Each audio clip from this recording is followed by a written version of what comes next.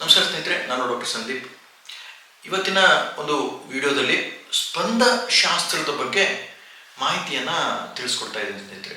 ಸ್ಪಂದಶಾಸ್ತ್ರ ಅಂದರೇನು ಮತ್ತು ಈ ಸ್ಪಂದಶಾಸ್ತ್ರದಿಂದ ನಾವು ಆರೋಗ್ಯವನ್ನು ಹೇಗೆ ಪಡಲಿಕ್ಕೆ ಸಾಧ್ಯವಿದೆ ಅಂತ.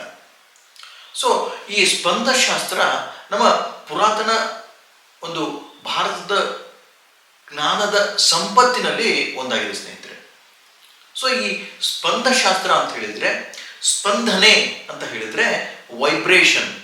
ಈಗ ಯಾವುದೇ ಒಂದು ಶಕ್ತಿ ಆ ಒಂದು ವೈಬ್ರೇಷನ್, ಆ ಒಂದು ಫ್ರೀಕ್ವೆನ್ಸಿ, ಆ ಒಂದು ಚಲನೆಯನ್ನು ಮಾಡ್ತಾ ಇದೆ ಅಂತ ಹೇಳಿದರೆ ಅದಕ್ಕೆ ಒಂದು ಶಕ್ತಿಯ ಒಂದು ಪ್ರೇರಣೆ ಇದೆ.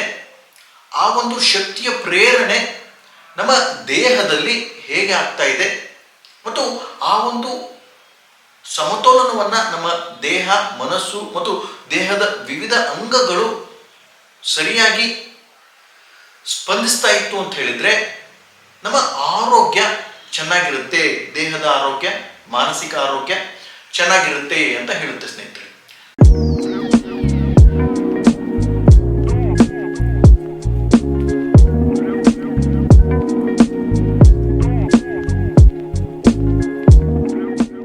ಸೊ ಈಗ ಸ್ಪಂದನೆ, ಸ್ಟಿಮ್ಯುಲೇಷನ್ ಅಂತ ಹೇಳಿದ್ರೆ ವೈಬ್ರೇಷನ್.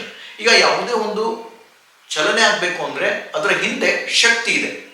ಆ ಶಕ್ತಿ ಹೇಗೆ ಸ್ಪಂದಿಸ್ತಾ ಇದೆ, ಹೇಗೆ ಆ ಚಲನೆಯನ್ನ ಮಾಡ್ತಾ ಇದೆ ಅನ್ನೋದು ಬಹಳ ಮುಖ್ಯವಾಗುತ್ತೆ ಸ್ನೇಹಿತರೆ ಈ ಸ್ಪಂದಶಾಸ್ತ್ರದಲ್ಲಿ. ಸೊ ಈ ಸ್ಪಂದಶಾಸ್ತ್ರದ ಮೂಲನೇ ಸ್ಪಂದನೆ ನಮ್ಮ ದೇಹ, ಮನಸ್ಸು ಮತ್ತು ಎಲ್ಲ ಅಂಗಗಳಲ್ಲಿ ಹೇಗೆ ಆಗ್ತಾ ಇದೆ ಅನ್ನೋದರ ಬಗ್ಗೆ. ಸೊ ಈಗ ಇದಕ್ಕೆ ಮೂಲವಾಗಿ ನಾವು ನೋಡ್ತಾ ಹೋದ್ವಿ ಅಂತ ಹೇಳಿದ್ರೆ, ನಮ್ಮ ಸೆಲ್ಯುಲರ್ ಸ್ಟ್ರಕ್ಚರ್ ಅಂತ ಹೇಳಿದ್ರೆ ಜೀವಕೋಶದ ಒಂದು ರಚನೆ ಹೇಗಾಗಿದೆ ಅಂತ ಹೇಳಿದ್ರೆ, ನಮ್ಮ ಒಂದು ವಾತಾವರಣ ಮತ್ತು ಶಕ್ತಿಗಳು ಹೇಗೆ ಆ ಜೀವಕಣವನ್ನ ಮತ್ತು ಜೀವಕಣದ ಸುತ್ತಮುತ್ತಲಿನ ಒಂದು ಎನ್ವಿರಾನ್ಮೆಂಟ್, ಒಂದು ವಾತಾವರಣವನ್ನ ಹೇಗೆ ನಿರ್ಮಾಣ ಮಾಡ್ತಾ ಇದೆ ಅನ್ನೋದ್ರ ಬಗ್ಗೆ ಬಹಳಷ್ಟು ಗಮನ ಕೊಡ್ತಾ ಇದೆ ಸ್ನೇಹಿತರೆ. ಸೊ ಹೀಗಾಗಿ ನಾವು ಸ್ಪಂದನೆಗಳನ್ನ ಅಂತ ಹೇಳಿದ್ರೆ ಈ ಒಂದು ಅಟ್ಮಾಸ್ಫಿಯರ್, ನಮ್ಮ ಹವಾಮಾನದಲ್ಲಿ, ನಮ್ಮ ಸುತ್ತಮುತ್ತಲಿನಲ್ಲಿ ಇರ್ತಕ್ಕಂಥ ಸ್ಪಂದನೆಗಳು ಹೇಗೆ ನಮ್ಮ ದೇಹ, ಮನಸ್ಸಿನ ಮೇಲೆ ಪರಿಣಾಮ ಬೀರುತ್ತೆ ಅನ್ನೋದು ಒಂದಾಯ್ತು ಅಂತ ಹೇಳಿದ್ರೆ, ಇನ್ನೂ ಒಂದು ಸ್ಪಂದಶಾಸ್ತ್ರದ ಮೂಲ ಸಿದ್ಧಾಂತ ಅಂತ ಹೇಳಿದ್ರೆ, ನಿಮ್ಮ ದೇಹದೊಳಕ್ಕೆ, ಮನಸ್ಸಿನೊಳಕ್ಕೆ ಇರತಕ್ಕಂಥ ಸ್ಪಂದನೆಗಳು ಅಂತ ಹೇಳಿದ್ರೆ, ಈಗ ಒಬ್ಬರು ಬಹಳಷ್ಟು ವಿಚಾರ ಮಾಡ್ತಿರ್ತಾರೆ ಫೇಲ್ಯೂರ್ ಬಗ್ಗೆ. ಅಂದ್ರೆ ಅವರ ಒಂದು ಪೂರ್ತಿಯಾದ ಆಸಕ್ತಿ, ನಾನು ಸೋತ್ ಹೋಗ್ತೀನಿ ಅನ್ನೋ ಒಂದು ಸ್ಪಂದನೆ ಅವರು ದೇಹ, ಮನಸ್ಸಿನಲ್ಲಿ ಇದ್ದಾಗ ಅವರಿಗೆ ತಮ್ಮ ಜೀವನದಲ್ಲಿ ಅದೇ ಒಂದು ಪರಿಸ್ಥಿತಿಗಳು ನಿರ್ಮಾಣವಾಗಿ ಅವರು ಎಲ್ಲ ಒಂದು ದಿಸೆಯಲ್ಲಿ ಫೇಲ್ಯೂರ್, ಎಲ್ಲ ಒಂದು ದಿಸೆಯಲ್ಲಿ ಉತ್ಸಾಹ ಮತ್ತು ಸೋಲನ್ನ ಕಾಣ್ತಾ ಇರ್ತಾರೆ. ಸೊ ಹೀಗಾಗಿ ನಮ್ಮ ಮನಸ್ಸಿನ ಭಾವನೆಗಳು, ನಮ್ಮ ಮನಸ್ಸಿನ ವಿಚಾರಗಳು, ನಮ್ಮ ದೇಹದಲ್ಲಿ ಆಗತಕ್ಕಂತಹ ಸ್ಪಂದನೆಗಳು ನಮ್ಮ ಜೀವನವನ್ನ ಕಟ್ಟುತ್ತೆ ಮತ್ತು ಜೀವನವನ್ನ ಅಧೋಗತಿಗೂ ತಂದು ನಿಲ್ಲಿಸುತ್ತೆ ಅಂತ ಸ್ಪಂದಶಾಸ್ತ್ರ ಹೇಳುತ್ತೆ ಸ್ನೇಹಿತರೆ.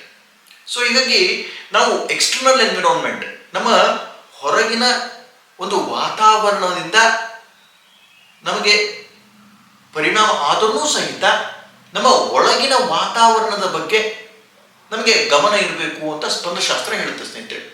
ಸೊ ಹೀಗಾಗಿ ನಿಮ್ಮ ಸ್ಪಂದನೆಗಳು ನಿಮ್ಮ ದೇಹದಲ್ಲಿ, ಮನಸ್ಸಿನಲ್ಲಿ ಯಾವ ಸ್ಪಂದನೆಗಳು ಇದೆ ಅನ್ನೋದು ಈ ಸ್ಪಂದಶಾಸ್ತ್ರದ ಮೂಲ ಸಿದ್ಧಾಂತ ಸ್ನೇಹಿತರೆ. ಸೊ ಹೀಗಾಗಿ ನಿಮ್ಮ ದೇಹದಲ್ಲಿ, ಮನಸ್ಸಿನಲ್ಲಿ ಒಳ್ಳೆಯ ಸ್ಪಂದನೆಗಳಿತ್ತು ಅಂತ ಹೇಳಿದ್ರೆ ಒಳ್ಳೆಯ ವಿಚಾರಗಳು, ಒಳ್ಳೆಯ ಭಾವನೆಗಳು, ಆರೋಗ್ಯವಂತ ಶರೀರ, ಮನಸ್ಸು ಬರಲಿಕ್ಕೆ ಸಾಧ್ಯವಿದೆ ಅಂತ ಸ್ಪಂದಶಾಸ್ತ್ರ ಹೇಳುತ್ತೆ ಸ್ನೇಹಿತರೆ.